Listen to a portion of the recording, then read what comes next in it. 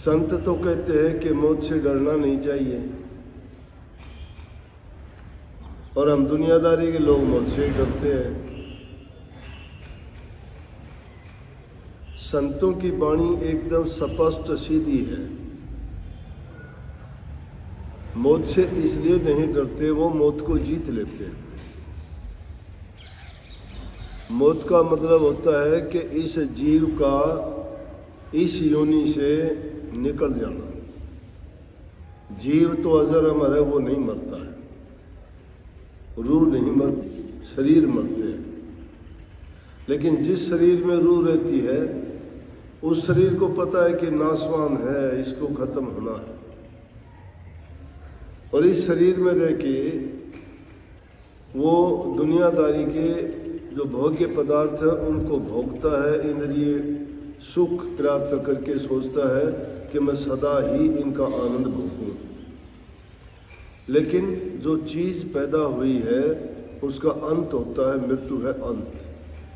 शरीर का अंत, रूह का अंत नहीं होता। तो संत तो इस मृत्यु को जीतना चाहते हैं, और वो जीत लेते हैं अपने जीवन काल में, और जो उनसे जुड़ता है उनको जीतने का रास्ता भी दिखाते हैं। कबीर साहब ने जो वाणी कही है, उन्होंने कही कि जिस मरने से जग डरे मेरे हो आनंद, कद मरिए कद पाइए पूर्ण परमानंद। ये एक अंग्रेज लेखक ने भी लिखी है, डेथ बी नॉट प्राउड, कि मृत्यु तू घमंड ना कर, क्योंकि तुझे घमंड करने का कोई अधिकार नहीं है। मौत तू कोई ऐसी चीज नहीं किसी के सामने आके कहती हो कि मैं आ गई और तुझे खत्म करूं। मौत किसी के बहाने से आती है, कोई जहर खा के, कोई डूब के, कोई एक्सीडेंट से, कोई रोग से, कोई बीमार होके, कोई पूरी उम्र भोगने के बाद शरीर छोड़ता है, तो वो तो आती है। लेकिन संत जो हमें भेद बताते हैं, जो नाम की दीक्षा देते हैं, भक्ति करने का तरीका बताते हैं, उसको मृत्यु को जीतने का ही है। उस मृत्यु को गले लगाते हैं वो, और वो जीते जी रोजाना मरना सिखा देते हैं। रोजाना मरना क्या है? इस शरीर से, पिंड शरीर से रूह को खींच के ऊपर के रूहानी दर्जों में ले जाना। वो जीते जी उसका अनुभव कर लेते हैं। और उस लेखक ने लिखा है कि जब मौत को सिर्फ इतना मानो कि जैसे निद्रा, नींद में तुम्हें होश नहीं रहता क्या करते हो, कहाँ सोए हो, या क्या हो रहा है घर में, कोई चोरी तो नहीं कर रहा, कोई सामान तो नहीं उठा रहा, आपको कुछ नहीं पता उस टाइम पे। तो मौत का कंपैरिजन किया है कि मौत उसी तरह से है जैसे निद्रा। जैसे आप सोते हुई अवस्था में हो, वो थोड़े समय के लिए है मौत, उसके बाद हम उठ जाते हैं, जग जाते हैं, फिर हमारे अंदर चेतन शक्ति आ जाती है, हम फिर सब चीज़ों को महसूस करते हैं, पुरानी स्मृति हमें सभी आ जाती है, हम कौन हैं, क्या किया था, क्या करना है, ये सब का सब होता है। लेकिन मौत एक लंबी निद्रा है। वो लंबी निद्रा के बाद हमें नहीं पता रहता कि हम कब सोए थे, कब उठे, कहाँ सोए थे, कहाँ उठे। जब सोए थे तो कौन थे हम, और उठे हैं तो हम क्या है, क्योंकि रूह का ठिकाना नहीं है कोई भी। रूह को जरूर ठिकाना चाहिए, एक शरीर को छोड़ती है, दूसरा ठिकाना इसको अवश्य मिलता है। यह है जन्म मरण का चक्र। एक शरीर को छोड़ दिया वो मृत्यु है, दूसरा धारण कर लिया वो जन्म है। योनि बदल जाएगी, कर्म के अनुसार जैसा कर्म किया है अगली योनि में चला जाएगा। कर्म अच्छे किए अच्छी योनि मिलेगी, कर्म मंदे किए तो कोई योनि भी खराब मिलेगी। परंतु संत क्या कहते हैं कि जब रोजाना मरना ही सीख लिया तो उस मृत्यु का भय जाता रहा। जिस बात का हमें पता लग जाता है उससे हम डरते नहीं है कभी भी। डरते कब है? जो अनजान चीज से, अज्ञान से, हमें पता ही नहीं। दुनिया में कहते हैं भूत भूत भूत, किसी ने देखा नहीं है क्या? भूत नाम से ही जाहिर है, जो बीत चुका है वो भूत है। जो वर्तमान है वो चल रहा है, भविष्य वो आगे आएगा। भूत जो चीज पीछे जा चुकी तो उसमें तो कोई शक्ति ऐसी है ही नहीं कि हमारा कुछ बिगाड़ सके। इसलिए वो मौत भी एक भय बना हुआ है जिससे डरते हैं। तो उसके बारे में कहते हैं कि इससे डरने की जरूरत ही नहीं है। जैसे सोने के बाद हमें आराम मिलता है, सुख मिलता है, शरीर में तंदुरुस्ती आती है, उसी प्रकार से वो लंबी मौत के बाद तो पता नहीं कितना ही आनंद आता हो। ये है मृत्यु। डरने वाली बात डरते कम संसारी लोग क्यों डरते हैं कि जिन चीज़ों को हमने इकट्ठा किया, जिनके लिए जीवन पर्यंत मेहनत की, जिनके लिए हमने झूठ कपट बेईमानियाँ की, जिनके लिए हमने लोगों को दुख तकलीफ पीड़ा दी, और उन चीज़ों को इकट्ठा करके हमने उन संसारी पदार्थों को अपना मान लिया कि हमारे हैं, ये हमारे हैं। लेकिन ये नहीं सोचा थोड़ा ध्यान देके कि ये हमारे पदार्थ नहीं है, ये तो जो आता है उसी के हो जाते हैं। आज हम हैं यहाँ, कल को और कोई होगा, परसों और कोई होगा, तो हमारे कहाँ हुए? हम तो आने जाने वाले मुसाफिर हैं। लेकिन जो इसको अपना मान लेता है उसको दुख होता, वो रोता है। कबीर साहब की तो वाणियों में एक एक वाणी को अगर पढ़ोगे तो दिमाग खराब हो जाएगा। क्यों? हमारी समझ में नहीं आती वो उन्होंने क्या कह दिया। कबीर साहब एक जगह कहते हैं कि अपने अपने चोर को सबको डारे मार। कि भाई चोर किसी को मिलेगा तो अपने अपने चोर को सब मारना चाहूंगी क्योंकि चोरी करी, गलत है, वो तो बुरा है। कबीर साहब क्या कहते हैं, मेरा चोर मुझको मिला तो सब कुछ दूंगा वार। हमारा चोर कौन है? यमराज। यमराज नहीं, धर्मराज। धर्मराज भी नहीं, वो मुक्ति धाम है हमारा। ये तीनों के बता दिए। खोटे कर्म करने वालों का यमराज है, नेक कर्म करने वालों का धर्मराज है, और भक्ति करने वालों को जिनको मुक्ति मिलती है उनके लिए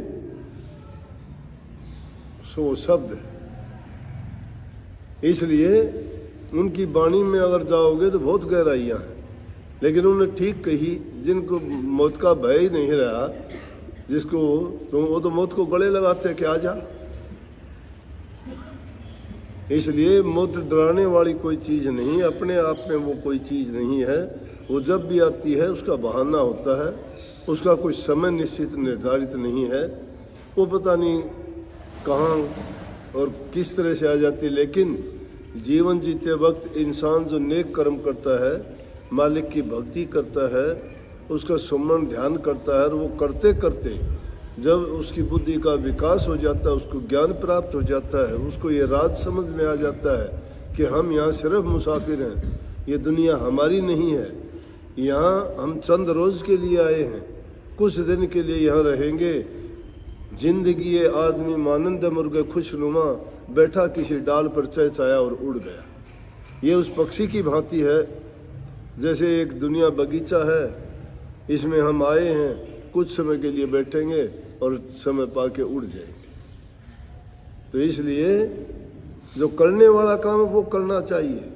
उन वाणियों में ये ना ढूंढने की कोशिश करो, वाणियों पर एतबार करो। उन्होंने जो अनुभव किया वो अनुभव दिया है, समझाने का प्रयास किया है। यथार्थ वाणी में जब पहुंचोगे, जब ये भ्रम अपने आप निकल जाएंगे, समझाने की बताने की जरूरत नहीं। लेकिन इन शब्दों में जो लिखने पढ़ने में आते उनमें खोजने का प्रयास करोगे ना, फिर भ्रम हो जाएगा। इनमें तर्क वितर्क है, बुद्धि के सवाल उठने शुरू हो जाएंगे। बुद्धि की खुराक है ये, संतों ने बुद्धि को नहीं माना। वो कहते हैं ये अविद्या है, ये ज्ञान नहीं, अविद्या हो जाती है वो। फिर उसको खोज उन बातों में ही खोजना शुरू कर देता है। इसलिए करनी करने के लिए कहा, करनी करो। करनी किससे होगी? ध्यान करो, नाम का सुमरण करो, उसका चिंतन करो, उसका अभ्यास करो, सोते बैठते उठते जागते उसको याद रखो, मन को भटकने ना दो, बुराइयों की ओर इसको ना जाने दो, अपनी निज स्वार्थ के लिए किसी को धोखा दगा ना दो, झूठ कपट का सहारा ना लो। अगर इन चीज़ों में तुम पड़ जाओगे तो तुम्हारे पल्ले कुछ नहीं रहेगा। बात तो सीख जाओगे, बात तो सांगी भी सांग करते हैं तुम्हारे सामने। फिल्म बनाने वाले कैसी कैसी फिल्म बनाते हैं, कवि लोग कैसी कैसी कविताएं कर देते हैं, लेकिन क्या वो उस भक्ति के बराबर हैं? सब चुटकुले मिल जाएंगे, मनोरंजन के साधन मिल जाएंगे, मन को मोह लेंगे तुम्हारे, कोई नाच के, कोई गा के, कोई कुछ बोल के, लेकिन जब तक तुम्हारा हृदय पवित्र नहीं है, तुम्हें कुछ भी इन चीज़ों से सरोकार नहीं। प्रभु के नाम से हृदय पवित्र होगा, और जिसका हृदय पवित्र होगा, शुद्ध मन होगा, उसका सब कुछ अच्छा ही अच्छा हो जाता है, उसका सब कुछ मंगल है।